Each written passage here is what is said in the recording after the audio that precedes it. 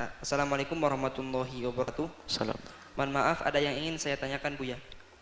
Jika seorang laki-laki terlahir dari perzinaan orang tuanya dulu, ketika dia sudah dewasa dan mau akad nikah nanti, apakah boleh disebut bin kepada bapak biologisnya Buya? Seorang anak terlahir dari rahim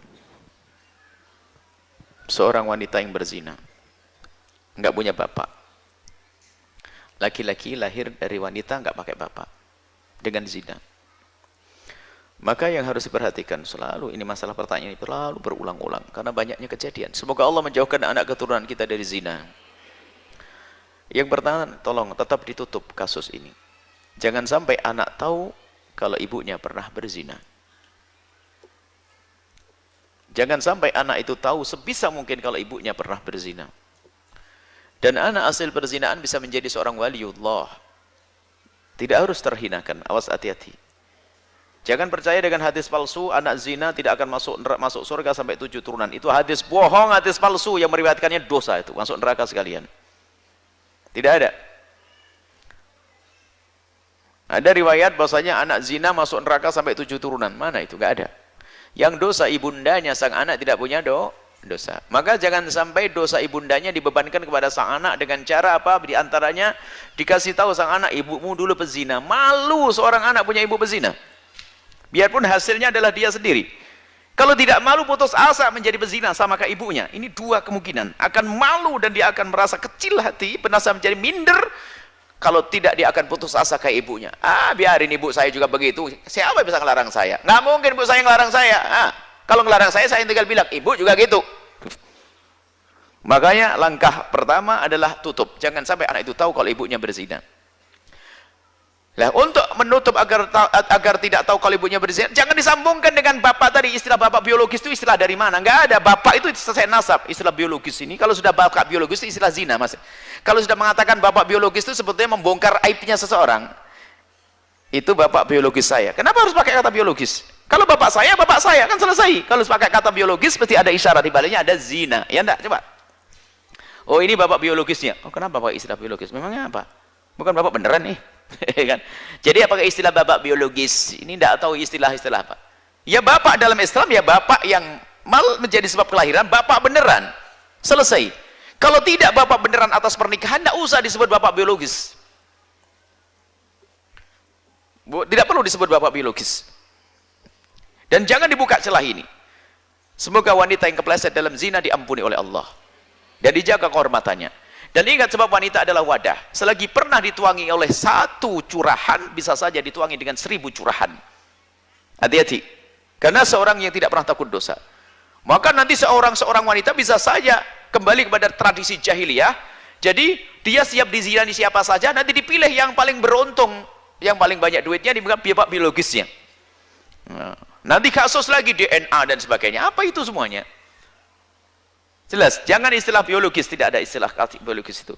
Jadi kalau bapaknya ya bapaknya, kalau bukan ya sudah, nggak usah disambung-sambungkan biologis. Menyambungkan dengan istilah bapak biologis adalah mengingatkan kepada anaknya bahwasanya itulah yang menzinai ibunya. Mau tidak mau.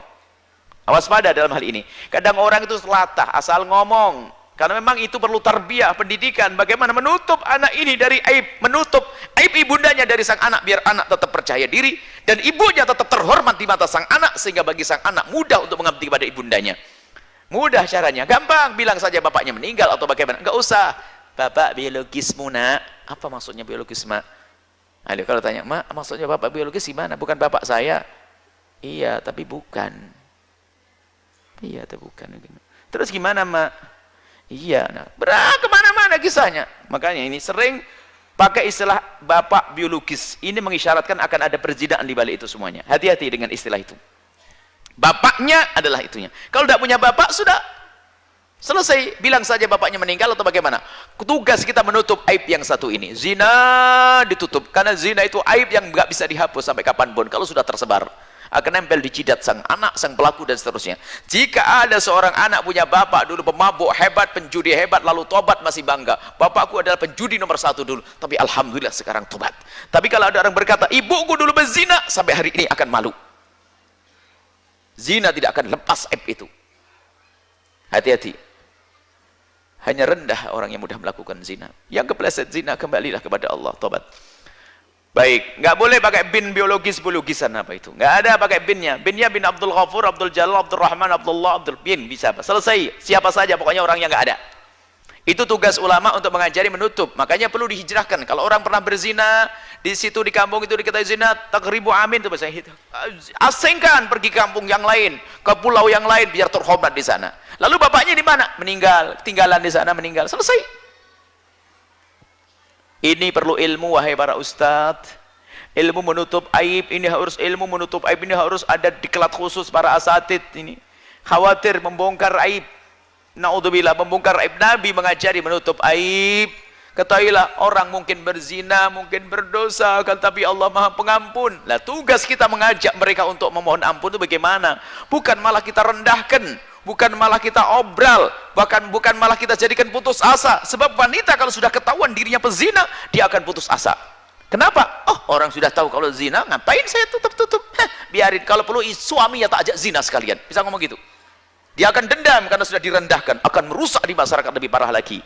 Tugas kita menutup aib. Semoga Allah menutup aib hamba-hamba yang pernah kepleset dalam zina dan mengampuninya. Menjauhkan anak kita dari zina.